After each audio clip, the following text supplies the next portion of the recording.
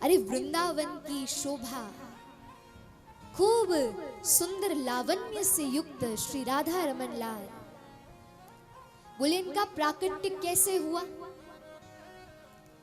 तो बोले श्री राधा रमन लाल को प्रकट करने वाले श्री गोपाल भट्ट गोस्वामी थे।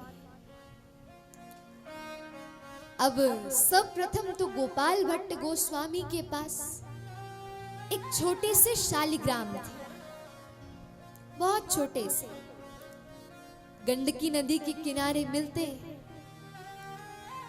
तो एक दिन क्या भाव बना कि सभा में संकीर्तन चल रहा था,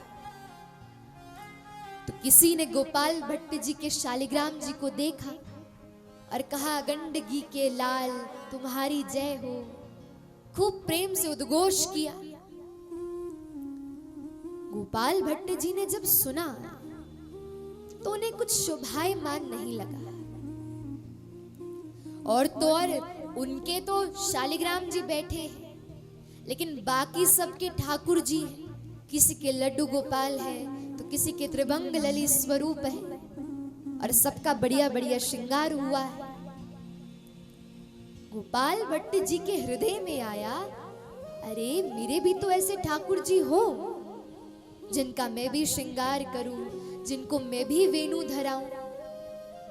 अरे ये क्या, कुछ भी नहीं, शालिग्राम जी को पधराओ और बढ़िया से उनका पंचामृत से स्नान करवाओ और चंदन लगाकर वैसे ही उनकी पूजा कर दो। अरे मुझे भी ऐसे ठाकुर जी की चाह है जिनका मैं श्रृंगार कर सकूं।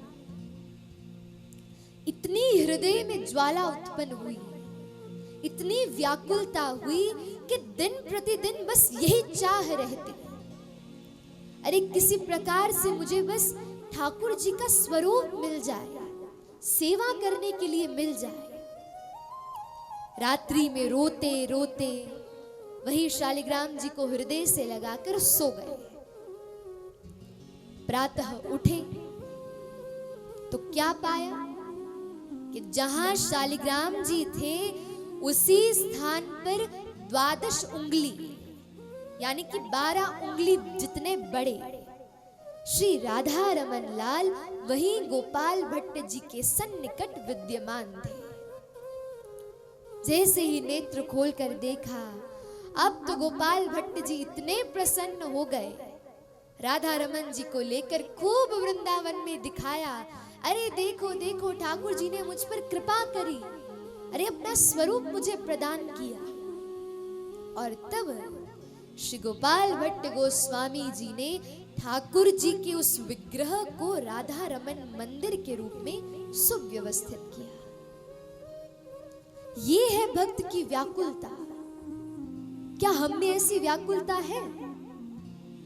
हम में व्याकुलता है धन प्राप्ति की, हम में व्याकुलता है वैभव की, हम में व्याकुलता है यश की, लेकिन भगवान के प्रति कभी हुई? मिलन की चाह हुई? कैसे दर्शन देंगे? अरे भगवान गीता में कहते हैं, मनुष्यानाम सहस्रेषु कश्चिद्यति सिद्धये यत्तामपि सिद्धानाम कश्चन मां वेति तत्वतः। अरे मेरी प्राप्ति करने के लिए अनगिनत लोगों में से कहीं कुछ चंद लोग आते हैं, लेकिन वो चंद में से भी कुछ एक ही है जो सहज रूप से मेरी प्राप्ति कर सकता है।